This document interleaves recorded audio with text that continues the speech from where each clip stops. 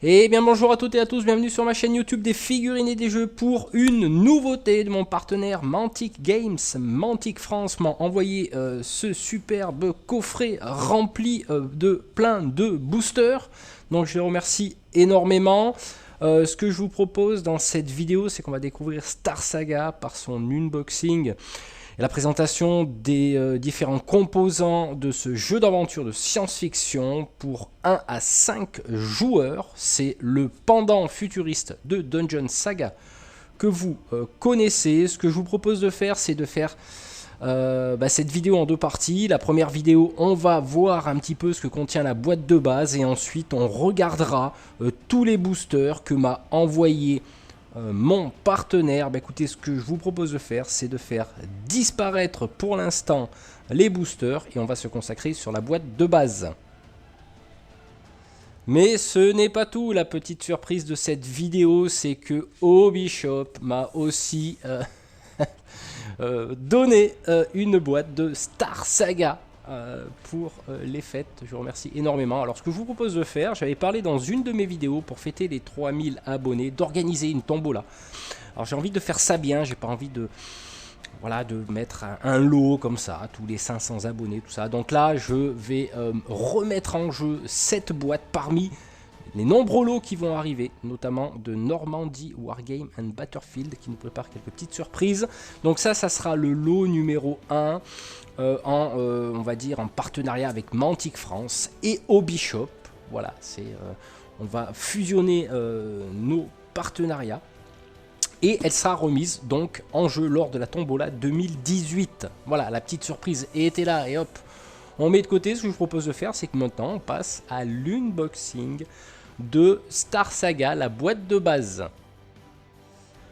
Allez, c'est parti pour l'unboxing. Donc avant d'ouvrir la boîte, on va repréciser que Star Saga se situe dans un univers futuriste. C'est dans l'univers Mantic, donc du Warpath.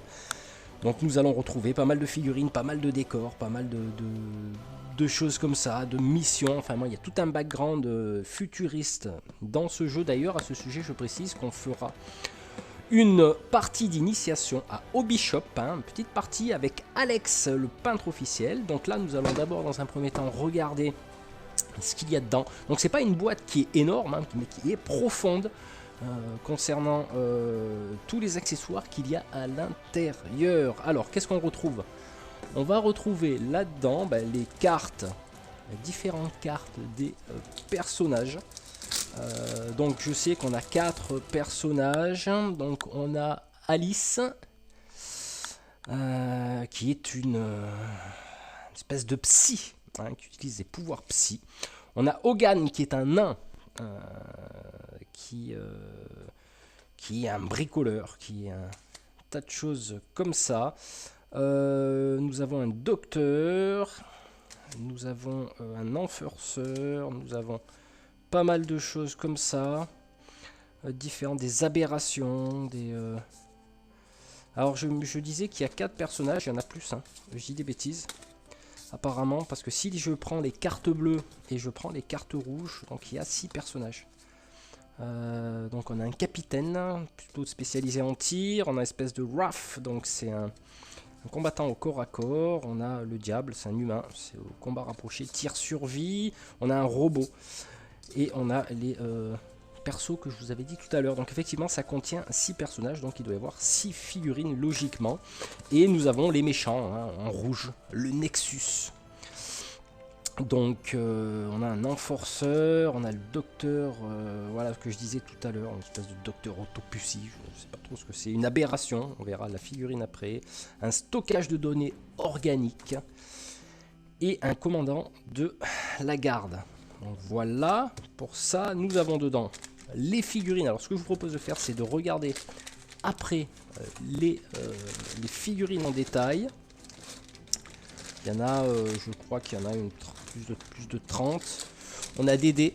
Alors, la la différence entre Dungeon Saga et Star Saga, c'est que Star Saga a revisité les règles de Dungeon Saga et a simplifié pour plus de fluidité. Donc là, nous allons avoir des dés bleus et des dés rouges. Donc les dés rouges, c'est pour l'attaque, les dés bleus, ça sera pour la défense. Donc vous voyez, on va voir tout de suite le résultat avec des tirs pleins, des tirs creux au niveau de la symbolique, des boucliers creux, des boucliers plein.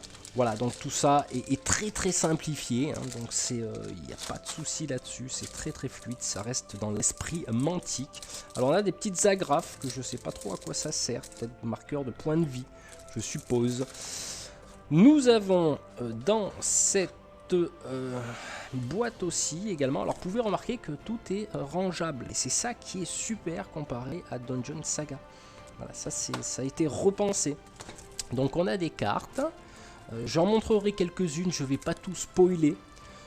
On a des différentes cartes qui vont être donc des objets rares, parce que là on va pouvoir on va pouvoir looter, c'est-à-dire on va pouvoir piocher des cartes équipements, des objets rares, du butin. Il y a des compétences aussi, du butin, des compétences, des objets rares. Donc voilà, il y a pas mal de trucs qui vont venir enrichir le jeu. Et cette fois-ci, quand on va fouiller des coffres ou des choses de ce style, eh ben, on va pouvoir tirer une carte butin. Voilà. Nous avons les cartes liées plus particulièrement, cette fois-ci, au Nexus, de mémoire. Donc on a des cartes Nexus.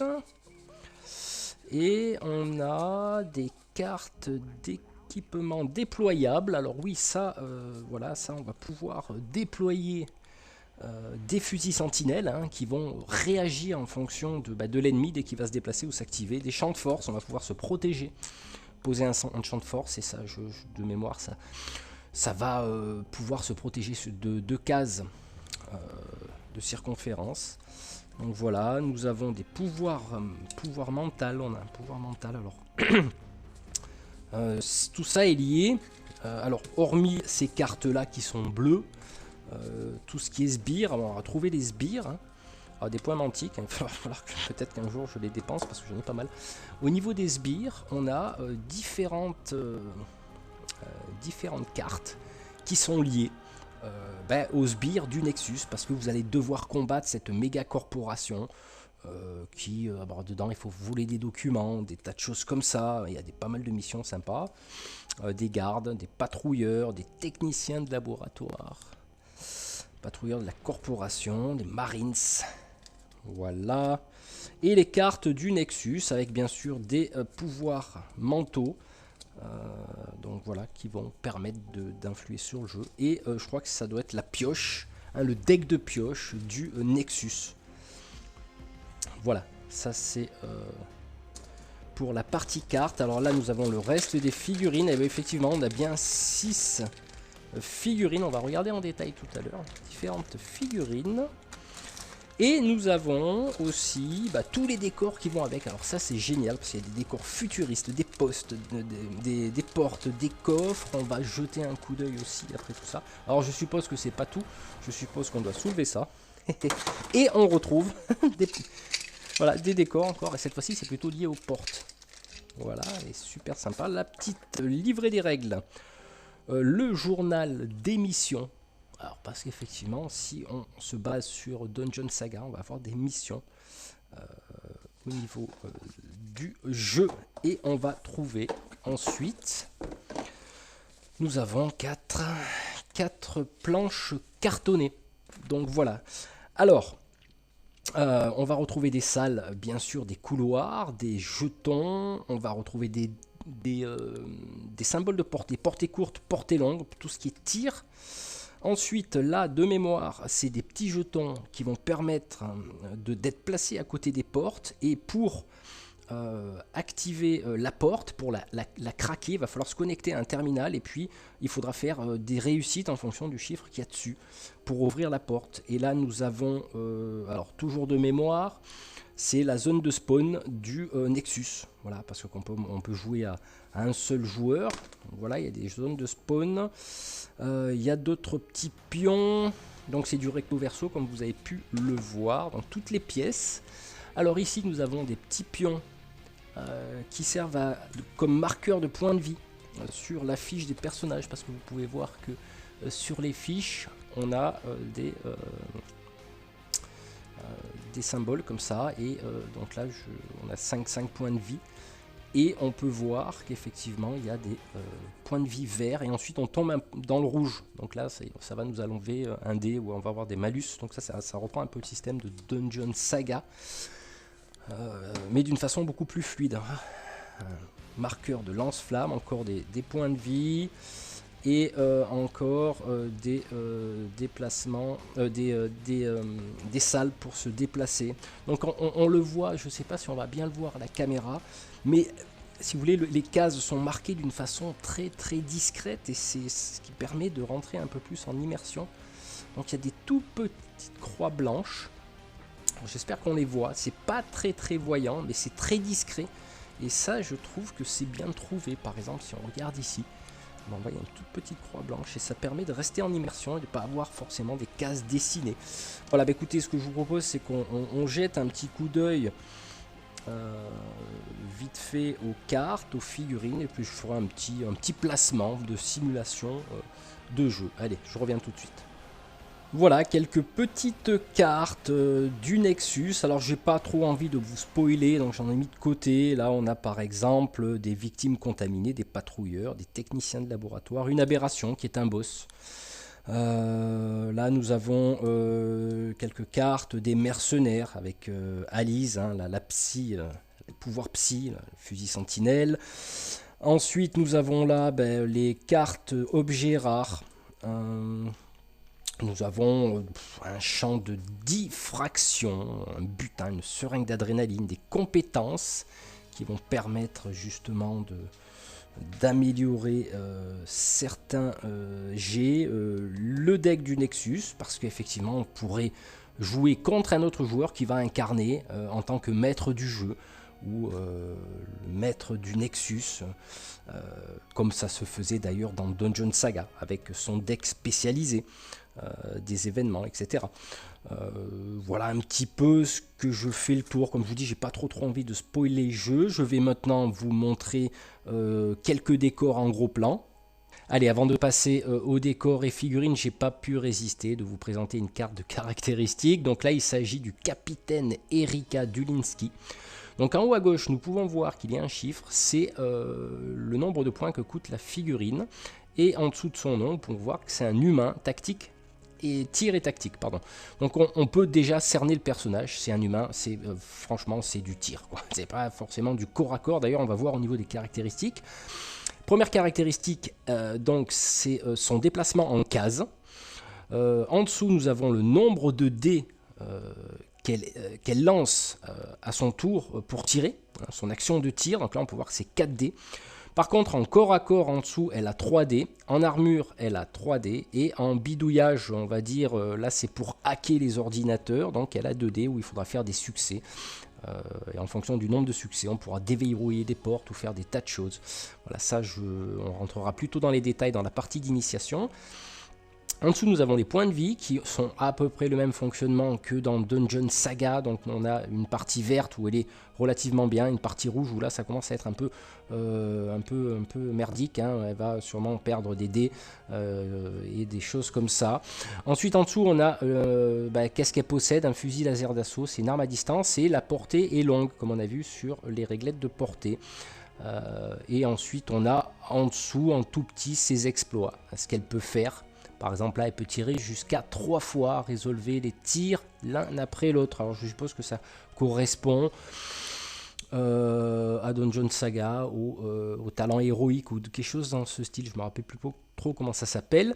Sur la barre de droite, on a sûrement la barre d'expérience. Alors, c'est peut-être ça à quoi servent les petites épingles que je vous ai montré tout à l'heure. Voilà, écoutez, on passe à la visualisation des décors. Alors au niveau des portes, nous pouvons voir qu'il y a 3 types de portes. Il y a 2 petites portes et une grande.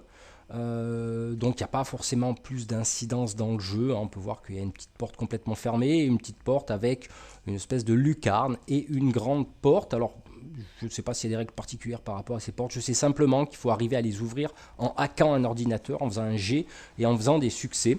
Voilà, bah écoutez, ce que je vous propose, c'est qu'on va jeter un coup d'œil à 2-3 décors.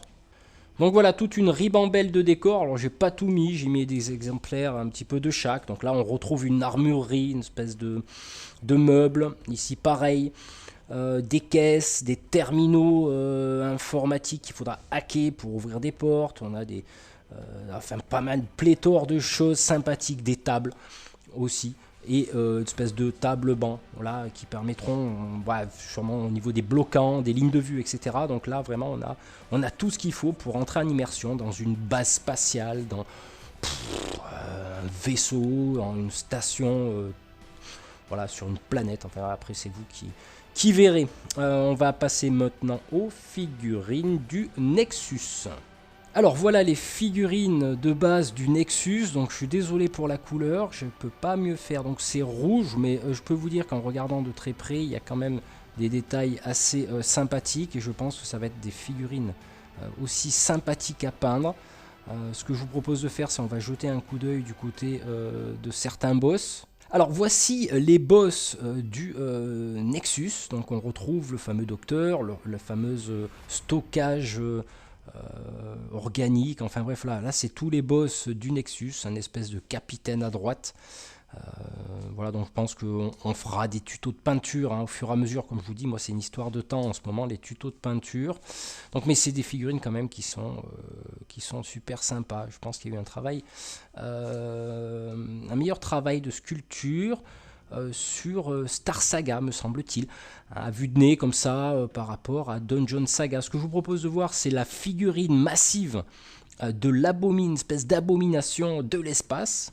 Alors voilà, je vous présente l'aberration et non pas l'abomination, je me suis gouré, donc c'est quelque chose qui est assez coriace, corps à corps, 5D, armure 5D, voilà quoi, distance de déplacement 4 cases, donc c'est quelque chose qui doit être un petit peu dur à affronter parce qu'elle a une capacité coriace, elle a une double attaque, elle est impulsive, elle peut détruire les éléments de décor, d'ailleurs qu'elle peut carrément rentrer de balancer des chaises, des tables, des portes, enfin bref, c'est vraiment le gros molosse du jeu. Bah écoutez, ce que je vous propose, c'est maintenant de regarder les mercenaires. Et voici les figurines des mercenaires. Donc on peut retrouver les fameux 6 personnages que j'expliquais en début de partie, avec le combattant au corps à corps, le robot, hein, c'est pas BB8, c'est Ruk Y07103, qu'on appelle plus communément Ruki. Donc c'est un robot qui est spécialisé plutôt dans tout ce qui est hackage, je pense, ou impulsion électro-dynamique de neutrons inversés par une phase triphasée, je sais plus trop quoi. Enfin bref, voilà. Nous avons la psy en haut à droite, les fameuses sentinelles posées à côté de notre nain, la capitaine, et puis un autre mercenaire. Donc bien sûr, nous avons les sentinelles. Donc l'espèce de fusil qu'on pose et qui détecte tout mouvement ennemi et qui canarde dans les couloirs. Et les 2 petits points bleus que vous voyez, eh ben là ce sont les champs de force. Alors c'est des tout petits marqueurs bleus. Alors voilà, à vue de nez peut-être que je les collerai sur un socle et je les peindrai, parce que j'ai peur de les paumer. Donc bon, à savoir qu'on peut traverser un champ de force, on peut s'arrêter dessus, je ne me rappelle plus, je crois, au niveau des règles. Donc là il n'y aura pas de souci, mais je pense que pour les préserver, je les collerai sur un socle. Bah, écoutez, ce que je vous propose pour terminer, c'est une mise en scène, une vue d'ensemble de ce que ça donne quand on joue à Star Saga. Donc voilà à quoi va ressembler Star Saga quand on joue. Alors, j'ai un peu triché, parce que logiquement, tout ce qu'il y a derrière les portes, on n'est pas censé le voir, mais si je vous enlève une partie, ça va gâcher, on va juste voir un couloir. Donc là, je vous ai mis un petit peu la totale, en sachant que il faudra hacker les portes sur un terminal pour les ouvrir. Et ensuite, on découvre les pièces au fur et à mesure. Donc on a bien sûr positionné une armurerie, des terminaux pour hacker les portes, l'aberration qui va arriver en chargeant, mais on a mis la sentinelle qui détecte le moins de mouvement, et nos héros qui sont à l'entrée des couloirs pour explorer en fonction de leur mission. Vous devrez voler des documents, Vous devrez éventuellement tuer un boss. Enfin, il y a plein de choses à faire. Avec les cartes aussi, récupérer du matos. Je crois qu'il y a un système de campagne aussi. Et puis bon, les règles solo, j'ai pas jeté un coup d'œil encore parce que bon, je viens d'avoir le livre des règles dans les mains maintenant, mais peut-être ça fera l'objet d'une démonstration en mode solo. Voilà, écoutez, on va conclure cette vidéo. Voilà, c'était Star Saga l'unboxing. Donc on va se retrouver très bientôt pour une vidéo d'initiation à Hobbyshop avec Alex. Comme ça, vous pourrez vous faire une opinion sur les mécanismes du jeu, sur le background, sur les règles qui sont très simples et très fluides. N'oubliez pas que il y a cette boîte qui est mise en jeu en partenariat avec Hobbyshop et Mantic France. Donc je vais organiser une tombola en 2018. Je suis en train de récolter quelques lots gratuitement, bien sûr, cette tombola. Pour remercier tous mes abonnés, mes partenaires, etc. De soutenir ma chaîne. Quoi dire de plus? Moi je pense que ceux qui aiment l'univers Warpath et l'univers futuriste, à travers ce petit jeu fort sympathique, vous pourrez vous régaler à travers différentes missions. Écoutez, quoi dire de plus, que je vous souhaite encore une très bonne année 2018. On va se retrouver très bientôt et comme je le disais, je ferai l'unboxing des boosters pour vous expliquer ce qu'il y a dedans, car j'ai reçu aussi ces boosters comme je disais en début de vidéo. Et on se retrouve très bientôt. Allez, ciao ciao.